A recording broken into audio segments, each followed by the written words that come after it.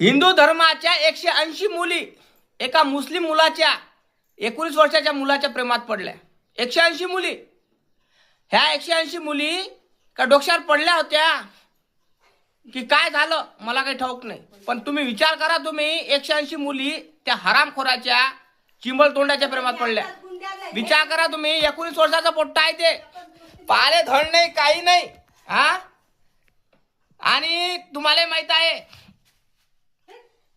तर या गोष्टीनं महाराष्ट्र पुरा आधारला।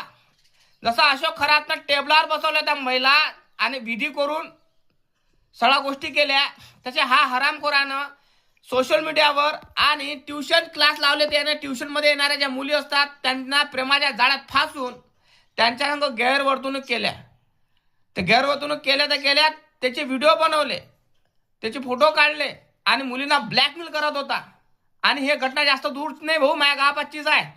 मी अमरावती जिल्ह्यातील आहे, मी तांदूळबाजार तालुक्यातला आहे, तो बाजूचाच आहे। त्या कारणामुळं मला माहिती लवकर भेटली इच्छी, मग त्या कारण तुम्हाला सविस्तर सांगून राहिलो, पूर्ण व्हिडिओ बघा हा कसा काय करत होता काय नाही। तर हा हरामखोराच्या घरावर देवाभाऊनं बुलडोझर चढवला, फार चांगलं केलं, पण अशोक खराच्या घरावर म्हणा त्याच्या प्रॉपर्टीवर बुलडोझर कधी चढवण याचा मी वाट पाहून राहिलो आता। तर मग मला हे समजून राहिलं नाही, या हरामखोर चिमल तोंड्या हा तर त्याच्या माग 180 मुली लागल्या कशा, त्याच्या मागे 180 मुली लागल्या कशा। इथं एक सहाची एक पोट्टी भेटत नाही, लेकराची लग्न होऊन राहिले, 19 वर्षाच्या पोट्ट्याच्या माग 180 पोरी लागल्या। मला 3 दिवसापासून झोप लागून राहिली नाही की यानं कसं काय केलं, असं काय सहायच्या पाशी की यानं 180 पोट्ट्या पटवल्या। विचार करा।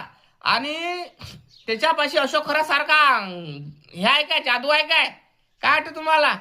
नक्की कमेंट करून सांगा, कारण आपल्या हिंदू मुलींना काय झालं काही समजत नाही। त्यांना लग्न करण्यासाठी आपल्या जाती ते धर्मातील मुलगा पाहिजे, आणि प्रेम करण्यासाठी कुठल्याही धर्माचा असो, अरे प्रेम करायचं असं तर आपल्या जातीतल्याच मुलाशी करा, धर्माच्या मुलाशी करा, ह्या हरामखोराशी नका करू, कारण लव जिहाद निघालेला आहे बरं। हे हरामखोर आपल्या हिंदू धर्मातील मुलींना प्रेमात फसवतात आणि त्याच्यासंग गैरवर्तणूक करून असे ब्लॅकमेल करतात।